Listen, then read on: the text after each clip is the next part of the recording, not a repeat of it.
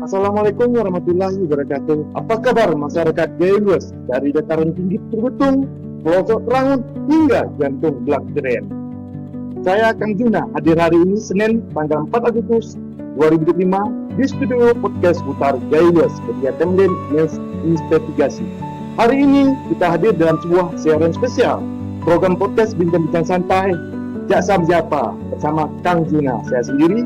Edisi podcast ini tidak hanya menyampaikan informasi, tapi membawa misi yang luar biasa. Misi mulia dari Kejaksaan Republik Indonesia melalui Kejaksaan Negeri Kabupaten Jaya Luas.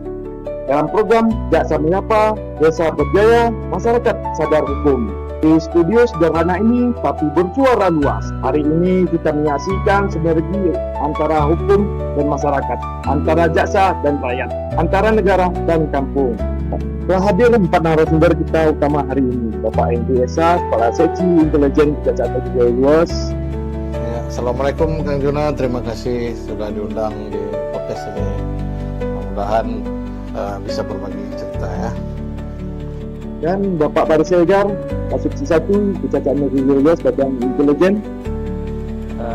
Terima kasih Kang Juna. Assalamualaikum warahmatullahi wabarakatuh. Juga selamat pagi, selamat siang, selamat malam. Pemirsa atau penonton dari podcast kita hari ini. Terima kasih. Telah hadir dari BPNK Kabit Pemberdayaan Kampung. Assalamualaikum Kang Juna, selamat pagi kepada pemirsa yang ada di depan. Dan telah hadir pendampingnya pelaksana dari BPNK, Pak Altaza. Ya, terima kasih Kang Juna atas kesempatannya. Assalamualaikum warahmatullahi wabarakatuh. Terima kasih juga kepada para pemirsa yang dimanapun Anda berada. Ya, langsung aja kepada kegiatan hari ini kita Jaksa Menyapa Masyarakat Sadar Hukum di edisi perdana di podcast studio Pengen seputar Jaya Luas. Baik, kita langsung aja dalam cara podcast langsung aja kita menyapa dari Kejaksaan Negeri Jaya Luas. Kasih Kejaksaan Bapak Andri. Siap. Pak, gimana ini tentang tupoksi Kejaksaan Negeri Jaya Luas? Makasih Kang Juna dan sekalian yang hadir. Sebenarnya kalau tupoksi kejaksaan itu diatur di Undang-Undang nomor 16 tahun 2004 tentang kejaksaan sebagaimana telah diubah dengan Undang-Undang nomor 11 tahun 2021 tentang perubahan atas Undang-Undang nomor 16 tahun 2004. Tupoksi kejaksaan itu diatur di pasal 30. Tentu yang paling umum yaitu karena kejaksaan ini merupakan lembaga penuntutan. Jadi di penegakan hukum khususnya bidang pidana tentu yang paling umum diketahui masyarakat ada melakukan penuntutan, melaksanakan putusan hakim, melakukan penetapan hakim dan seterusnya berkaitan dengan bidang pidana. Kemudian termasuk di bidang pidana itu juga ada kekhususan. Jadi kejaksaan selain penuntut umum untuk tindak pidana tertentu kejaksaan berwenang juga melakukan penyidikan khususnya dalam tindak pidana korupsi. Jadi tidak dalam bidang tindak pidana korupsi dan beberapa tindak pidana tertentu kejaksaan tidak hanya sebagai penuntut umum seperti yang diketahui masyarakat, namun juga bisa menjadi penyidik. Jadi kita yang memproses perkara dari tingkat penyidikan seperti yang dilakukan rekan-rekan kita di kepolisian dan juga di KPK. Nah, kemudian selain itu yang masyarakat juga mungkin belum tahu, ya, ada juga di bidang perdata dan tata usaha negara. Nah, kalau yang ini khusus kejaksaan menjadi perwakilan atau mewakili pemerintah dalam penegakan hukum di bidang perdata dan tata usaha negara. Itu bidangnya ada 5, misalnya ada penegakan hukum, bantuan hukum, pelayanan hukum gratis kepada masyarakat, dan juga tindakan hukum lainnya dan juga pendampingan hukum. Nah, dan satu lagi yang sedang kita lakukan ini terkait bidang intelijen, Kang Juna. Jadi selain dua bidang tadi, kita juga ada bidang intelijen. Salah satu fungsinya itu meningkatkan kesadaran hukum masyarakat. Nah, di sini kita memberikan fungsi edukasi. Ya. Selain edukasi, kita tentu berusaha melakukan pencegahan, khususnya dalam pengelolaan keuangan negara. Jadi kita mencegah supaya uang negara ini tidak disalahgunakan sehingga berujung pada tindak pidana. Mungkin itu salah satu tupoksinya di bidang intelijen. Itu ada fungsi-fungsi lain, misalnya pendidikan dan pengamanan serta penggalangan dalam rangka penegakan hukum dan juga melaksanakan pencegahan terhadap praktek korupsi, kolusi, dan nepotisme. Mungkin itu dulu. Ya, terima kasih Pak Andri. Ini topik ini sangat menarik karena berkaitan dengan desa, dengan masyarakat langsung dengan Bapak Tasril, Kepala Bidang Pemberdayaan Masyarakat. Ya. Terima kasih Kang Juna.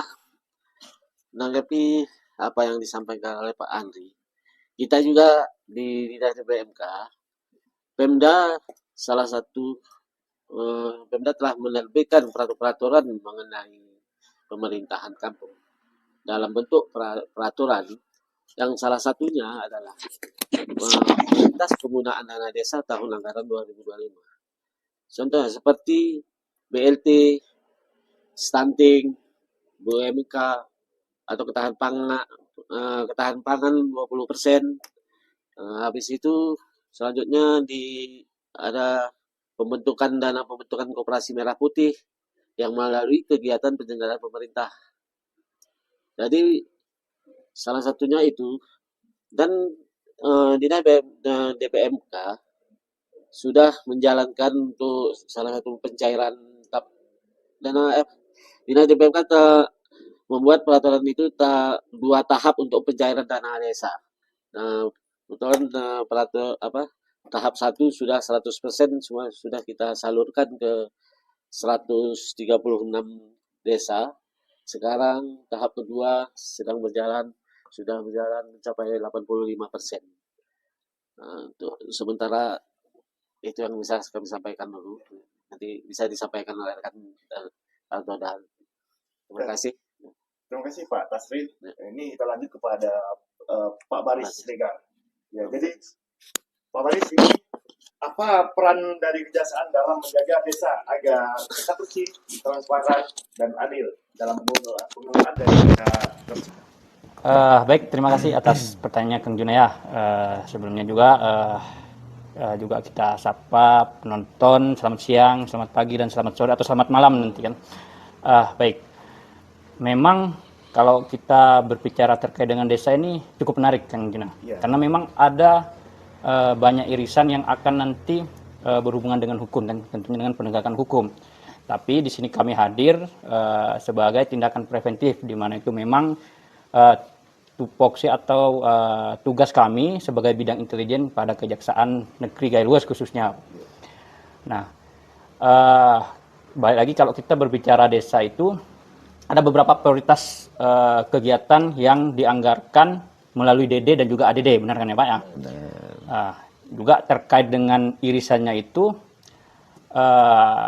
ada memang banyak potensi yang bakal berhubungan dengan hukum. Contoh saja kalau kita di sini yang terkait dengan penegakan hukum ya Kang Juna ya. Ada kalau kita lihat media di beberapa daerah memang ada beberapa aparat desa yang dia tersangkut dengan pidana aparat, dan kalau kita lebih tekankan lagi di BUMDes atau kita sebutnya di BUMK sendiri itu pun ada juga dilakukan penegakan hukum. Nah, bagaimana proses atau terjadinya itu? Nah, kalau kita lihat ada juga kepala desa. Nah, kepala desa ini banyak modus operandi ya. Modus operandi yang contoh pertama mungkin terkait dengan kegiatan fiktif, markup pengadaan barang dan jasa ataupun kegiatan-kegiatan lainnya, dan itu biasanya memang berdasarkan LPJ kalau sekarang udah 2 tahap Pak ya, tahap 1 dan tahap 2, di mana memang tahap 1 itu 60% dan tahap 2 itu 40%. Itu yang biasanya memang kepala desa, di mana biasanya nih kepala desa dia pegang uang itu sendiri, dia tanpa, dan seharusnya itu kan bendahara, tapi di sini kepala desa yang memegang sendiri. Nah, itu mungkin salah satu modusnya. Kalau tadi terkait dengan di BUMDes itu, biasanya kalau kita lihat di tempat lain itu modusnya itu terkait dengan kalau dulu ada simpan pinjam, kalau sekarang itu dia lebih bergerak di apa biasanya itu Pak? Ketahanan pangan. Kalau tadi kita sedikit berbicara itu di bidang pertanian Pak ya. Ya, di bidang pertanian. Mungkin modusnya itu kegiatan fiktif dan juga markup barang terkait dengan kebutuhan di pertanian itu kan, entah itu pupuk ataupun alat pertanian. Nah, itu yang mungkin bisa menjadi modus operandi tindak pidana korupsi khususnya di desa kan seperti itu. Mungkin itu saja dulu Kang Junaya terkait dengan pengetahuan umumnya urusan dengan penegakan hukum. Jadi ini lanjut aja nih Pak Baris. Jadi ya, upaya untuk peran kejaksaan dalam menjaga kita transparan gitu. Apakah pernah diberikan penyuluhan kepada kepala desa gitu Pak? Mungkin saya bantu. Jadi itulah salah satu peran di bidang intelijen. Tadi kita itu melakukan kegiatan peningkatan kesadaran hukum masyarakat. Jadi salah satunya ada kegiatan penerangan hukum. Nah, itu sudah kita laksanakan tahun ini. Mudah-mudahan sudah mencapai seluruh desa Pak ya kita laksanakan. Kita juga dibantu rekan-rekan dari DPMK sudah 4 kegiatan. Kemudian khusus untuk pelajar kejaksaan sudah mengadakan kegiatan jaksa masuk sekolah. Jadi kita memberikan pengetahuan umum kepada pelajar khususnya SMA ya pengetahuan hukum ya supaya mereka ke depannya karena selesai dari sekolah tentu tidak berstatus pelajar tentu lebih rentan terhadap pelanggaran hukum. Dan kemudian salah satunya kegiatan kita demi mencegah terjadinya pelanggaran dalam proses penggunaan dan pengelolaan dana desa ini, salah satunya inilah kegiatan yang kita lakukan ini Bang Kang Junaya. Sesuai dengan temanya tadi, kita mau supaya desa ini berjaya namun masyarakatnya juga taat hukum. Jadi selain podcast ini kita sebelumnya juga sudah melaksanakan kegiatan obrolan menarik. Itu agak jauh tepatnya, kita datang ke Putri Betung. Alhamdulillah kegiatannya lancar dan dihadiri baik pemerintah desa maupun masyarakat. Nah, kita juga bersyukur karena dengan adanya podcast Kang Juna ini, jadi mudah-mudahan yang tidak dapat kita lakukan itu misalnya kan wilayah Galuas ini terlalu luas, makanya kalau kita mungkin menghampiri semua mungkin waktu kita nggak cukup karena kita punya kegiatan lain. Jadi mudah-mudahan dengan adanya podcast ini kita bisa sharing atau bertukar pikiran dengan masyarakat bahwa ya kejaksaan itu tidak hanya melakukan penindakan. Nah, jadi kita juga sudah melakukan kegiatan jaga desa, itu berdasarkan instruksi Jaksa Agung nomor 5 tahun 2023 tentang optimalisasi peran kejaksaan dalam membangun kesadaran hukum masyarakat melalui program jaga desa atau biasa kita sebut jaksa garda desa atau jaga desa. Nah, jadi dengan kegiatan seperti ini, jadi masyarakat supaya tidak selalu memandang ini kalau kita udah datang ke kejaksaan berarti kita bermasalah. Ya enggak. Jadi kami pun membuka ruang kepada pemerintah desa untuk datang ke kejaksaan. Nah, mau berkonsultasi nanti mungkin ada di bidang perdata dan tata usaha negara Pak Kasidatun yang bisa memberikan pelayanan hukumnya, dan masyarakat juga misalnya ada konflik terkait keperdataan, misalnya tanahnya, perkara tanah. Jadi sebelum terlalu jauh atau bertanya ke sana sini tapi nggak jelas secara aturan hukumnya, ya mending datang sama kita. Jadi datang sama kita berkonsultasi, ya kita berikan solusinya gitu. Dan mudah-mudahan ya salah satunya podcast Bang Juna ini, Kang Juna ini nanti mungkin lain kali kita bisa ngajak ke Sidatun kemari ya kan. Nah, mungkin itu salah satunya ini. Jadi kita berusaha tidak terjadi yang disampaikan Pak Baris tadi, supaya aparatur desa dalam menjalankan tugasnya itu mencegah terjadinya penyimpangan, khususnya yang disengaja. Seperti tadi yang fiktif lah, yang markup itu kan disengaja. Tetapi mungkin kalau ada kelalaian administrasi, kesalahan administrasi, itu mungkin masih bisa berkonsultasi sama kita untuk sama-sama kita perbaiki dengan baik dengan DPMK maupun dengan inspektorat. Jadi tidak melulu kita harus dengan hukum yang kejam itu, ya, hukum pidana itu, karena bisa berdampak luas gitu. Karena kalau sudah ke sana tentu ada proses yang harus dijalani yang mungkin bisa juga menghambat proses pemberdayaan di desa. Kalau kepala desanya misalnya jauh-jauh itu kan datang ke kita karena diperiksa, dipanggil, belum tentu salah gitu kan. Tapi karena sudah dipanggil kan harus datang, kan jauh dia langsung. Mungkin ada kegiatan desa yang terhambat kan. Jadi sebelum itu terjadi kan lebih baik mencegah. Nah, salah satunya peran kejaksaan di situ, Kang Juna. Jadi permisa kejaksaan bisa menjadi ruang diskusi. Jadi kalau Ya. ada permasalahan bisa langsung datang langsung ke Pak Kasindra atau langsung ke kantor kejaksaan langsung. Nanti kita akan lanjut ke langsung Pak Herli ya. Pak Herli, gimana peran dikasih Bapak nih tentang desa atau pelaksanaan dana desa selama ini yang dilaksanakan oleh desa-desa Geros ini? Iya, baik Kang Yuna, sekalian semuanya. Terima kasih Pak juga dengan Pak Kejaksaan. Alhamdulillah di sini kita sudah berkolaborasi, bukan kali ini saja, bahkan di luar konteks yang namanya Kejaksaan Menyapa. Alhamdulillah pertama sekali kita disapa di pemerintah daerah melalui dinas DPMK. Ya, ucapan terima kasih juga kepada para bagian kejaksaan. Baik para ini semua, para masyarakat semua yang ada di Geluas. Dalam hal ini pemerintah daerah sudah meluncurkan anggaran dana desa, sudah mencapai 2 tahap.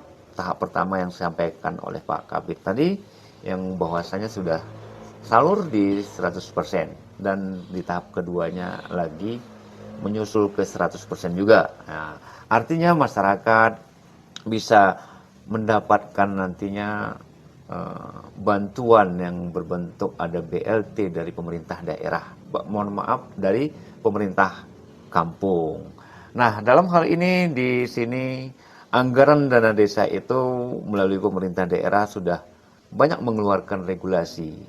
Regulasi yang di salah satunya ada di prioritas penggunaan desa yang sangat-sangat lumrah sekarang ini, ataupun lagi boomingnya, ya, bahwasanya ada Koperasi Desa Merah Putih yang melalui program Pak Presiden kita, yaitu program salah satunya di program ketahanan pangan. Dan di KDMP ataupun Koperasi Desa Merah Putih di Geluas kabupaten kita ini sudah pembentukannya sudah mencapai 100% juga, alhamdulillah. Dan dalam hal ini artinya pemerintah daerah melalui dinas DPMK tidak bisa ibaratnya membina hal seperti ini kami dari pemerintah. Dengan kehadiran Pak Kejaksaan di sini, alhamdulillah, dan juga diundang dalam hal podcast ini melalui ruangan yang sangat sederhana ini, kita sapa masyarakat kita melalui pemerintah desa, bahwasanya Pak Jaksa juga, mohon maaf, dari Kejaksaan juga akan membantu kita dalam hal penggunaan dana desa. Ya, terima kasih. Mungkin ini saja yang bisa kita sampaikan. Kang Juna, kami kembalikan. Ya, terima kasih kepada Pak Herli ya. Kita lanjut ke Pak. Ya, kembali ke Pak Tasril. Gimana kendala selama ini atau perkembangan yang akan dilakukan ke depannya tentang dana desa yang di Desa Geluas? Ya, terima kasih Kang Yuna. Untuk pengelolaan dana desa yang dikelola oleh pemerintah desa, untuk di bidang pemberdayaan, memang saya akui belum semua desa yang bisa melaksanakan semaksimal mungkin. Karena kita ini kan walaupun di pemerintah desa ini banyak SDM yang belum. Nah, inilah perlunya kami dari Dinas DPMK pembinaan pembinaan oleh DPMK ke pelatihan, contohnya pelatihan aparatur desa gitu. Jadi untuk pemberdayaan ini, alhamdulillah kalau untuk sementara ini, kalau 80% sudah berjalan lah dengan baik. Mungkin adalah sedikit-sedikitnya ya, untuk pemberdayaan ini perlu kami bimbing lagi. Insya Allah di tahun 2026 nanti kami ada membuat pelatihan-pelatihan seperti pelatihan aparatur desa. Ini kemungkinan kalau memungkinkan anggaran di tahun 2026 nanti kami sudah berencana menganggarkan anggarannya kalau cukup. Kami sudah berencana mengikut sertakan oleh dari pihak Pak Kejaksaan, dari Pak Kepolisian. Karena kemarin di tahun 2025 ini kemarin kami sebenarnya sudah menganggarkan seperti yang pernah kita cerita Pak waktu kita di Terangun di Pak Jaga Desa kemarin itu. Namun upaya pencegahan itu, Pak. Ya, untuk pencegahan oleh pemerintahan pengelolaan dana desa, pemerintah kampung itu Pak kan gitu. Jadi di anggaran kemarin sudah kita buatkan itu, ternyata waktu kan naik presiden karena ini ya, kita tunda lah untuk 2020. Di 2026 kita sudah mengajukan penganggaran itu, mudah-mudahan tidak ada lagi efisien Pak seperti itu. Mudah-mudahan bisa kita optimalkan lagi aparatur desa kita supaya kita selaku pembina dari dinas bisa berjalan dan bisa mengantisipasi pelanggaran hukum ke depannya. Terima kasih sementara itu sekian. Terima kasih Pak Tafsir. Kita akan kembali kepada Pak Baris Siregar. Ya. Pak Baris, gimana upaya selama ini, apa aja yang penyalahgunaan dana desa yang dilakukan oleh oknum kepala desa selama ini yang terjadi? Dari segi apa aja itu Pak Baris? Baik, terima kasih Kang Juna. Tadi lupa kita sampaikan juga terkait dengan memang kami di APH khususnya Kejaksaan dalam hal ini telah melakukan mitigasi terkait dengan pencegahan terhadap tindak pidana korupsi di desa ya. Memang pada tahun kita dasarnya itu pada tahun 2024 itu ada MOU antara Kejaksaan dengan Kementerian Desa, di mana itu menjadi dasar kami, dasar dalam program Jaksa Garda Desa juga salah satunya itu. Nah, di mana memang di salah satu perjanjiannya itu, karena MOU ini kan berupa perjanjian Kang Juna ya, itu ada mengatur bahwasanya antara desa di baik pusat sampai turunnya ke daerah itu, dia ada namanya pertukaran data. Nah, ada pertukaran data. Nah, inilah kami juga setelahnya ada MOU itu, ada juga membuat website aplikasi Jaga Desa, di mana itu memang dimintakan untuk rekan-rekan dari pihak desa itu mengisi aplikasi tersebut, website tersebut, dan itu sudah memang agak terinci, Kang Juna ya. Cuma memang ada beberapa kendala yang dimiliki oleh desa, di mana di sini itu kan ada beberapa daerah yang mohon maaf belum ada sinyal, beberapa desa itu, beberapa wilayah kan Pak ya. Itu juga menjadi beberapa kendala di secara geografisnya. Nah, selain itu tadi dari Pak Kabid juga ada menyampaikan terkait dengan adanya pembinaan Pak ya, pembinaan terhadap aparatur desa agar terhindar dari proses penegakan hukum. Dan sebenarnya memang benar kata Pak Kasih Intel tadi bahwasanya kami di sini hadir bukan cara kasarnya untuk tiba-tiba langsung disidangkan, enggak kayak gitu. Jadi memang kalau memang masih administrasi, kita masih upayakan administrasi, tapi kalau sudah ibarat kata udah keterlaluan, udah tidak bisa kita tolerir lagi, baru itu menuju ke kalau kita sebut di sini tuh meja hijau lah ya. Hijau ya. Persidangan dalam tahap penuntutan. Nah, terkait dengan pembinaan tadi itu juga ada dasarnya di MOU Pak, di MOU antara Kejaksaan dengan Kementerian. Mohon maaf kita agak menyontek sedikit ke ini, karena ini kan bentuk positif dari namanya era digitalisasi Pak. Jadi kita lebih efisien. Itu MOU-nya menyebutkan bahwasanya pada pasal 2 ruang lingkup itu salah satu bentuk perjanjiannya itu, bentuk perjanjian kerjasamanya itu adalah sosialisasi dalam pencegahan penyalahgunaan penggunaan dana desa, sama juga pengembangan kapasitas sumber daya manusia, itu pasal 2 huruf D, itu pengembangan kapasitas sumber daya manusia, sehingga berdasarkan perjanjian ini itu sudah bisa nanti rekan-rekan di desa, khususnya desa ini bukan bimbingan teknis. Kalau bimbingan teknis memang agak riskan di situ, tapi ini bentuk peningkatan SDM di desa. Nah, untuk masuk ke pertanyaan tadi yang Kang Juna terkait dengan modusnya, sebenarnya itu salah satu yang tadi saya sampaikan di awal tuh. Jadi ada oknum-oknum kepala desa, dan itu pun bukan hanya berkutat pada kepala desa ataupun cuma pada pengurus BUMDes, tapi ini bisa berpotensi ke semua pengurus di perangkat desa tuh. Cuma tergantung nanti dia perannya sebagai apa di sana. Kalau yang saya sebutkan tadi kan di situ kepala desa yang dia, kalau bahasa kerennya sekarang, solo player, Pak. Dia pemain sendiri, bermain sendiri di situ. Bendahara yang tugasnya untuk mengelola keuangan, kepala desa yang mendrop itu semua. Jadi dia yang mengelola, itulah nanti bisa ditanda kutipnya itu kepala desa ini tidak transparansi terhadap anggota. Biasanya modusnya seperti itu kan. Nah, kalau di BUMDes itu ya di sana juga ada pengurus kan, juga pasti berpotensi juga di BUMDes atau BMK itu. Nah, ini lagi tadi terkait dengan sedikit disinggung terkait dengan koperasi merah putih, program koperasi merah putih. Ini kalau saya bilang ini di ibarat mimpi yang sangat besar, terdapat risiko yang juga belum sangat besar juga di situ. Ya, bisa bermata dua seperti itu. Jadi balik lagi kayak di BUMDes itu kan sebenarnya tujuannya bagaimana desa ini nanti memberikan income, memberikan pendapatan terhadap daerah. Kalau bisa, kalau dia memang sangat berkembang kan bisa menyuplai atau memberikan dana tambahan kepada negara kan, seperti itu sebenarnya. Nah, cuma memang ada beberapa kendala di situ kan, tidak semuanya BUMDes atau BMK ini berjalan dengan semestinya, atau masih ada beberapa kendala lah yang tidak bisa Nah, baik lagi kita kalau koperasi ini. Nah, koperasi ini sebenarnya memang perlu, memang udah diinstruksikan bagaimana kita APH di sini, baik kejaksaan, baik kepolisian, rekan kepolisian, baik APH lainnya itu kita dapat berkolaborasi dengan pihak desa yang khususnya di sini adalah pengelola koperasi merah putih ya, karena itu nanti kan beda kan ya Pak, kita perlu tekankan di sini bahwasanya pengurus di koperasi merah putih ini berbeda dengan pengurus di desa dan juga pengurus di BUMDes. Seperti itu ya. Benar. Jadi malah di situ ada ditekankan di peraturan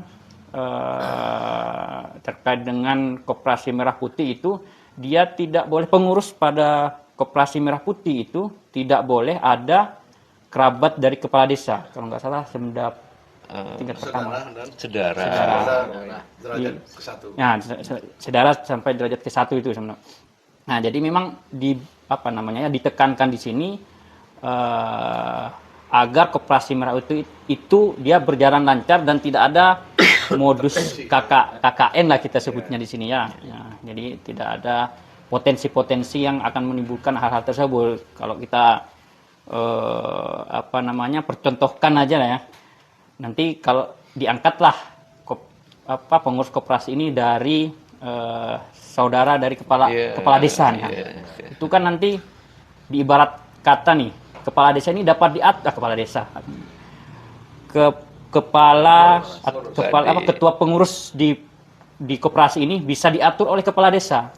Kan seperti itu. Kalau kita kita nilai secara umum lah kan seperti itu modusnya, nanti dia bisa diatur terkait dengan pengelolaan koperasinya. Dan ini pun terkait dengan pengelolaan koperasi pada koperasi merah putih ini tuh, dia kan tergantung potensi di desa. Jadi tidak diperintahkan ini harus bergerak di contoh simpan pinjam, ini harus bergerak di koperasi terkait dengan pengadaan pupuk bahan pertanian lah ya, pupuk itu kan bisa di situ. Jadi ini memang bentuk pencegahan dari pemerintah sendiri. Sebelum terjadi itu maka dibatasinlah siapa-siapa yang boleh menjadi pengurus koperasi itu. Jadi kami di sini hadir juga mungkin terkait dengan sosialisasi bagaimana program dari Koperasi Merah Putih ini harus ya baik ke depan. Kita harus berkolaborasi lah. Jadi intinya di sini kan ini udah terbentuk nih pengurus di Koperasi Merah Putih kan. Nah, ini nanti pengurus ini banyak berkooperasi dengan pihak desa terkait dengan bagaimana koperasi ini berjalan, unitnya nanti bidang usahanya ini di bidang apa kan, seperti itu, atau mungkin dari BUMDes itu sendiri kan, apalagi BUMDes itu udah berjalan. Nah, apakah memang BUMDes ini sudah ada udah ada kayak bakal buka unit usaha baru nih ini ya, itu kan bisa diambil alih, bukan diambil alih, usaha itu bisa dipakai sama koperasi. Atau mungkin dari pengurus koperasi ini secara berjenjang sampai ke dinas DPMK untuk terkait dengan bertanya-tanya atau berdiskusi bagaimana koperasi ini agar berjalan baik ke depan. Seperti itu mungkin Kang Juna. Terima kasih Pak Baris. Kita lanjut dari pihak DPMK. Gimana peran DPMK dalam menjalankan koperasi Merah Putih di desa ini apa nih? Pak Tasril juga.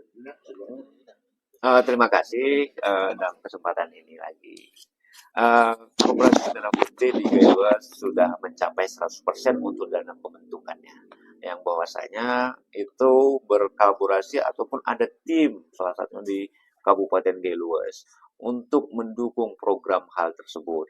Pemerintah desa ataupun di kita ini sudah lumrah dengan pemerintah kampung namanya, sudah menganggarkan untuk dana pembentukan koperasi Desa Merah Putih.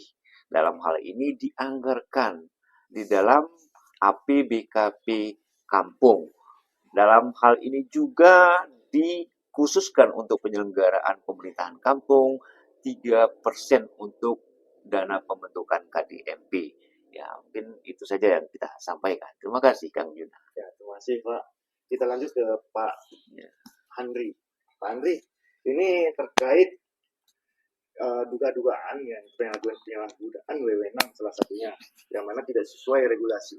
Bagaimana masyarakat langsung melaporkan ke kejaksaan atau gimana prosesnya itu Pak? Termasuk yang sedarah, yang hubungan saudara. Sebelum ke situ mungkin saya laporan bagaimana apabila terjadi dugaan pelanggaran atau penyalahgunaan dalam pengelolaan dana desa. Tentu sebenarnya masyarakat itu jangan langsung ke APH. Coba dulu berbicara dengan sebagai warga kan berhak menanyakan kepada kepala desanya. Jadi dan kepala desa atau aparatur desa jangan pula resisten. Selama ini kan seperti itu yang ditakutkan. Jadi kalian nggak usah nanya, kalian terima aja. Itu nggak boleh. Itu salah satu ciri pemerintahan desa yang tidak baik seperti itu. Kepala desa dan aparatur ini kan harus transparan. Jadi dibuatkan pengumumannya berapa dana desa yang sudah diterima, berapa yang sudah disalurkan, bidang-bidang mana saja. Kan sudah ada APBDes-nya itu. Kalau di sini anggaran belanja anggaran pendapatan dan belanja kampung APBKP. Nah, jadi kan semuanya sudah diterangkan di situ. Nah, sudah disepakati karena itu berawal dari musyawarah desa ditetapkan sebagai APBKP. Jadi masyarakat itu berhak pertama bertanya, kemudian menagih. Bertanya, oh ini mana yang sudah dilaksanakan. Kemudian apabila ternyata belum dilaksanakan, masyarakat berhak menagih. Tentu diupayakan dulu melalui musyawarah desa, kan ada pengawasnya, ada orang tua di situ. Nah, kepada situ. Nah, ketika itu tidak menemukan titik temu lah misalnya, gitu kan, permintaan dari warga tidak dipenuhi atau sudah dijelaskan aparatur pemerintah desa, masyarakat juga nggak ngerti kan bisa seperti itu. Nah, tentu ada juga nanti misalnya ada pendamping desa bisa ditanyakan ke situ. Atau lebih tinggi lagi di situ, tentu di tiap desa ada Babin Kamtipmasnya, yang bisa konsultasi ke sana. Nah, atau ke kecamatan. Ada yang mengurusi pemerintahan desa di kecamatan. Nah, apabila hal tersebut memang tidak menemukan jawaban, mungkin ya bisa Salah satunya ke kejaksaan atau mungkin ke kepolisian, kan, untuk menanyakan hal tersebut. Nah, jadi kita nanti dari situ kita menerima pengaduan itu macam-macam, Kang Juna. Kita menerima langsung eh, kehadiran masyarakat di kantor kejaksaan. Kita juga punya aplikasi Span Lapor namanya, SP4N Lapor.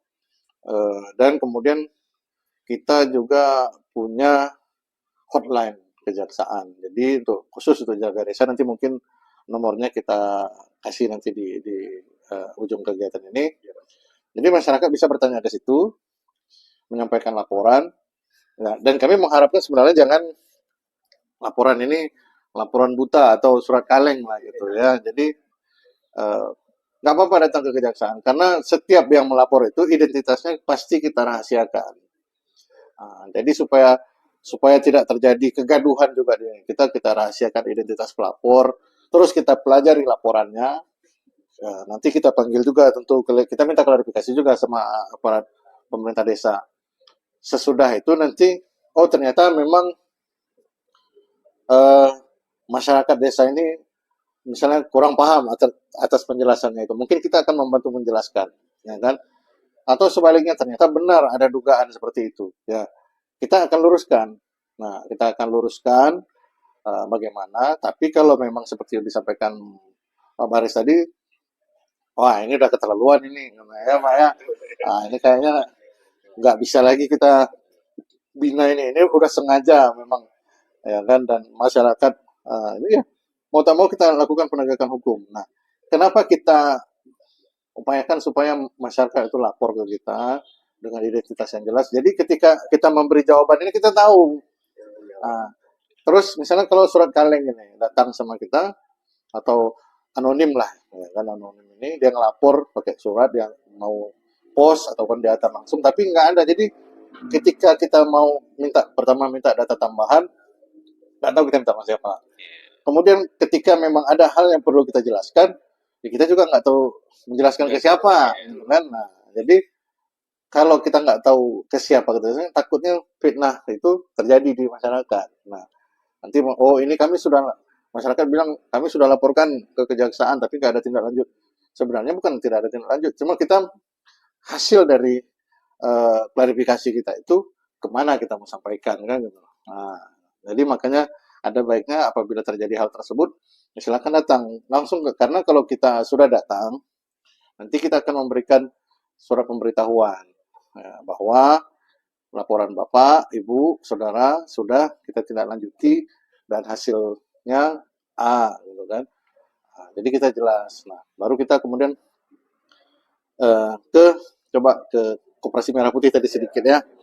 Ini kan agak sensitif terkait yang disampaikan Mas Baris tadi, hubungan keluarga ini seperti apa gitu kan. Nah, jadi kalau dari petunjuk pelaksanaan pembentukan Koperasi Merah Putih ini dari Menteri Koperasi akan sudah dikeluarkan Juklaknya nomor 1 tahun 2025. Di bab 4, bab 5 kita bukanya di sini. Bab 3 pengurus, pengawas dan pengelola Koperasi Merah Putih. Koperasi Desa Kelurahan Merah Putih. Itu pengurus di angka 1 pengurus A. Pengurus koperasi desa atau kelurahan Merah Putih harus memenuhi persyaratan mempunyai pengetahuan tentang perkoperasian, jujur, loyal, dan berdedikasi terhadap koperasi. Artinya dia jujur, itu otomatis berintegritas, dan kemudian harus punya mindset. Nah, dana ini bisnis. Dana yang dibantu negara. Misalnya Kang Juna, coba sekarang ini, Kang Juna pengen buka usaha tanpa ada jaminan, kan nggak bisa ngambil pinjaman kemana-mana. Ujung-ujungnya ke rentenir, ya kan, kan.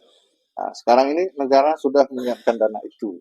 Nah, maka dari itu dalam proses pemilihan pengurus itu tentu yang punya mindset untuk bisnis itu yang diutamakan. Nah, jangan karena dia nganggur, daripada dia nganggur kita pilih aja dia, jangan, ya kan, daripada nyusahin orang banyak nih dikasih. Ini bukan uang kecil ini, bukan uang, bahkan jumlahnya lebih besar dari dana desa Pak ya. Nah, jadi ini uang bukan lagi seperti untuk dana desa itu, ini memang untuk bisnis. ya, yang tujuannya untuk memajukan perekonomian di desa. Kemudian saran yang kedua, mempunyai keterampilan dan wawasan usaha serta semangat kewirausahaan itu tadi. Nah, jangan kita pilih juga seperti mungkin dalam pengurus pemerintahan desa kebanyakan seperti itu. Jadi dipilih yang penting mau dulu gitu. Sementara dia tidak punya skill. Sementara karena koperasi ini butuh skill, kemauan yang keras untuk memajukan bisnis ini. Jadi negara ini sudah mensupport ini istilahnya, dikasih uangnya, disediakan dananya. Bayangkan kita mau mengajukan pinjaman 500 juta sekarang dari mana? Gitu. Kalau nggak ada aset kita sebagai jaminan tentu nggak bisa. Nah sekarang negara memberikan ini. Nah tentu ada persyaratannya. Mungkin jaminannya itu salah satunya adalah dana desa itu sendiri. Jadi kalau nanti gagal bayar pinjaman koperasi ini, maka yang menjadi jaminan salah satunya itu dana desa. Jadi akan berentet ke kesejahteraan masyarakat desa. Karena dana desa yang harusnya digunakan untuk program pembangunan desa harus dipakai untuk membayar tunggakan itu. Kemudian yang jadi permasalahan ini, hubungan keluarga tadi di sini dituliskan, disebutkan tidak mempunyai hubungan keluarga sedarah dan hubungan keluarga semenda sampai dengan derajat ke-1 dengan pengurus lain dan pengawas. Jadi di sini jelas hubungan saudara itu ya berarti anak dengan ayah, itu kan saudara. Tapi kalau di semendanya ini ada sampai yang derajat ke-1 ini yang mungkin masyarakat kurang paham sampai di mana derajat ke-1 itu. Kalau derajat 1 hubungan saudara itu antara anak dengan ayah itu derajat ke-1 namanya. Nah, tapi kalau kakek ke cucu itu sudah 2, ya kan? Kalau saya dengan abang kandung saya itu 2 juga. Jadi, nah, bagaimana dengan semenda? Semenda tentu hubungan yang lahir dari hubungan pernikahan yang sah. Nah, jadi kalau derajat ke-1 itu seperti apa ya? Antara suami dengan istri.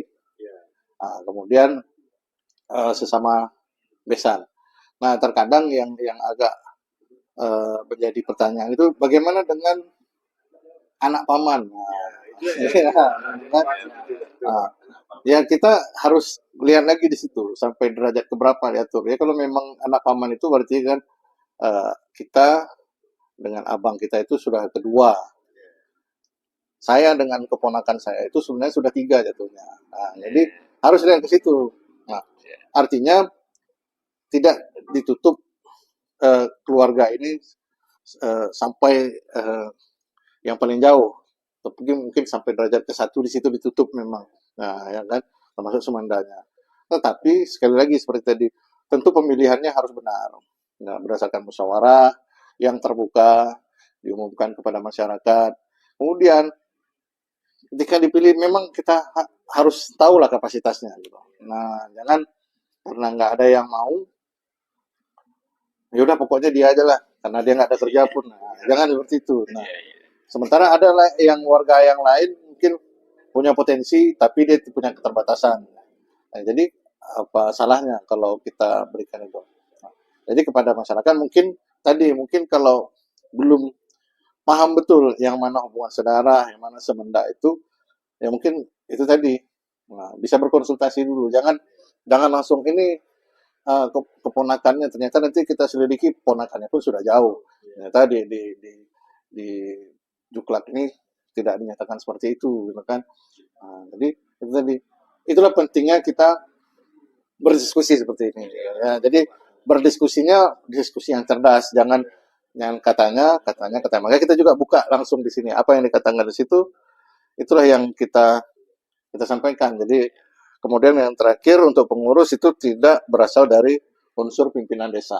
Jadi aparatur pemerintah desa itu sudah dilarang untuk menjadi pengurus. Nah mudah-mudahan ya warga masyarakat di Gayo Luas juga paham hubungan saudara seperti apa yang tidak boleh. Jangan ini karena si A, karena untuk mengubah akte pengurusan itu nanti perlu biaya juga. Nah, dan kemudian yang kita hindari tentu seperti ini. Ketika diundang untuk musyawarah desa itu kita nggak datang. Nah, ya itu bang, termasuk untuk menyusun APBK desa ini. Ketika diumumkan di masjid, nggak datang, sibuk lah, capek lah. Nah, tapi ketika sudah ada keputusan di belakang hari, kita ribut, itu yang jangan. Kalau kita memang tidak bisa hadir, kita bisa bertanya dulu gitu kan. Nah, jadi supaya tidak gaduh di masyarakat ini. Nah, ini negara menjamin kok siapa saja boleh. Nah, tapi jangan juga main potong kompas. Saya Pak Pengulu, pokoknya saya harus jadi ketua, kalau enggak saya ributinnya itu. Berarti kita memang sudah cari masalah, mungkin gitu Pak. Nah, Terima kasih Pak Andri. Permisa sebentar guys, kita break dulu. Jangan lupa kayu printing di nomor